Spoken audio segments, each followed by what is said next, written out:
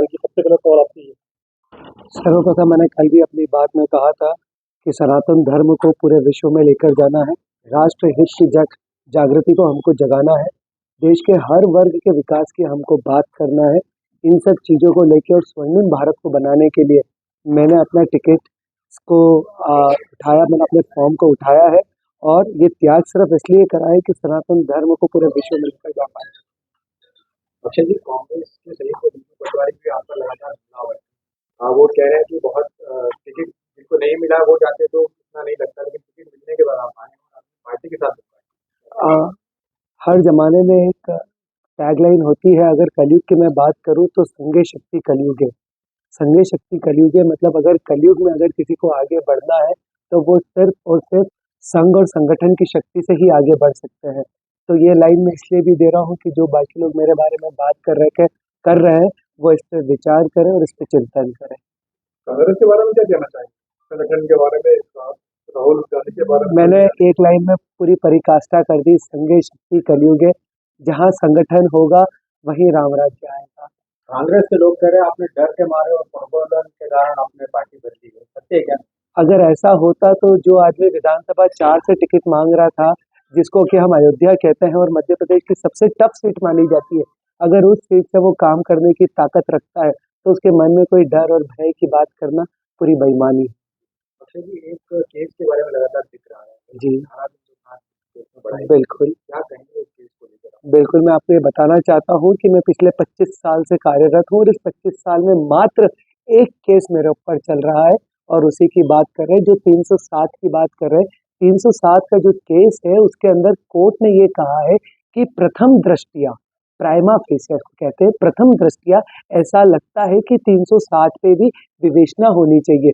तो 10 मई की जो तारीख लगी है उस दिन उस पर विवेचना होगी, जब हमारा वकील आर्ग्यू करेगा, उनका वकील आर्ग्यू करेगा, उसके बाद डिसाइड होगा कि 307 लगना चाहिए या नहीं लगना चाहिए। उसके बाद उसके आगे की कार्रवाई चालू होगी।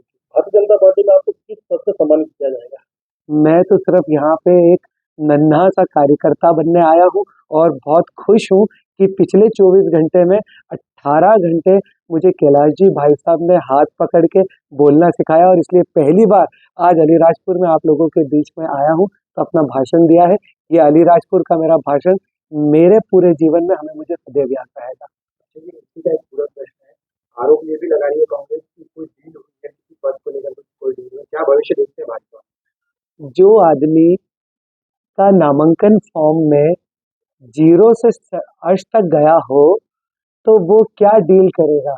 आज की तारीख में मेरे पास क्या है और क्या नहीं है ये पूरा डिस्क्लोज्ड है। जो आदमी 15 लाख की घड़ी पहनता है उसको कोई क्या डील में देगा? भाजपा में क्या भविष्य देखते हैं? मैं तो राम राज्य के लिए काम करना चाहता हूँ।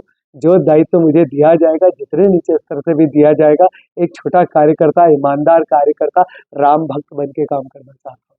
कांग्रेस पार्टी कितनी सीट जीत रही है मध्य प्रदेश में? कांग्रेस पार्टी मैं कभी इस मैथमेटिकल कैलकुलेशन में नहीं पढ़ता हूँ, लेकिन इस बार ये जरूर कहूंगा अब की बार 400 पार। अभी हमने मंच पे देखा, लाइटर नोट पे ये बात है जी कैलाश जी ने आपसे ही मैथमेटिक्स करवाया था, सीटों को लेकर क्यों आप बचना चाह रहे हैं? देखिए, जो मुझसे मैथमेटिक्स कराया गया था वो मल्टीप्लिकेशंस का था और ज्योमेट्रिक का था। आप जो बात कर रहे हैं वो लॉजिकल रीजनिंग की है। दोनों में अलग अलग बात होती है। गुणा भाग करना, डिवाइड करना, मल्टीप्लाई करना आसान होता है, लेकिन लॉजिकल चीज़ों पे बात करना अलग होता है। लेकिन कहाँ प्लस होगा, कहाँ माइनस होगा, वो एक दूसरी बात है। बॉटम लाइन आज ये है कि भाजपा 400 पार है, ये महत्व। तो जैसे भी आपने बताया गुणा भाग करने में माहिर खिलाड़ी है, तो अपने पुराने कार्यकर्ता कांग्रेस के नेता उनके लिए गुणा भाग करेंगे कि भाजपा के लिए? वो लॉजिकल है।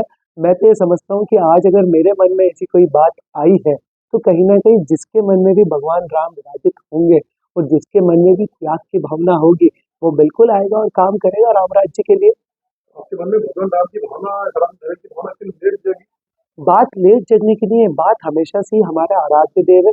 मैं जब भी आज सुबह निकलता हूँ तो हमेशा पहले मैं भगवान को प्रणाम करता हूँ। मैं जैन समाज से आता हूँ, हमारे पाठ पूजा होती है वो तो सारे करता ही हूँ।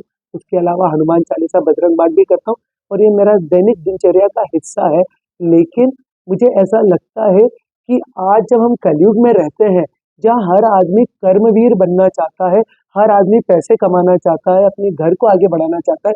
उसके साथ-साथ ये भी महत्वपूर्ण है कि उसके दिल में धर्म भी होना चाहिए, उसके दिल में भगवान के लिए आस्था भी होनी चाहिए, उसको भी अपने आराध्य देव को मानना चाहिए, उसके मन में भी संस्कार होना चाहिए।